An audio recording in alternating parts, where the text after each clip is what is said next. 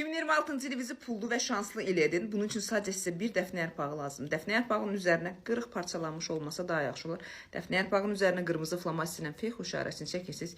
Bağlantısını qara sapdan başqa bütün saplarla edə bilərsiniz. Etdikdən sonra çəkirsiniz feyx işarəsini, çəkirsiniz. Çəkdikdən sonra yolka ağacınıza doğru dəfnə yarpağını asırsınız. Asdıqdan sonra evinizdə neçə insan varsa onların sayı qədər qəpik götürürsünüz. Qəpiyi yolkanın altına qoyursunuz. Sözlər kommentlərdə olacaq. Həmin sözləri 3 dəfə təkrar edirsiniz.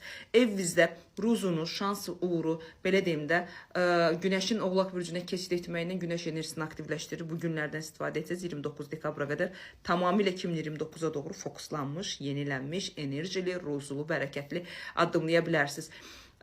Bunu edən insan, belə deyim də, axşam etsə daha yaxşı olar. Yolkanın işıqları ətrafında enerjinin aktivləşməsi daha güclü şəkildə olacaq. İnanaraq etdiyiniz hər bir şey ruzlu, bərəkətli və yeni iliniz, 2026 iliniz xeyirli olar.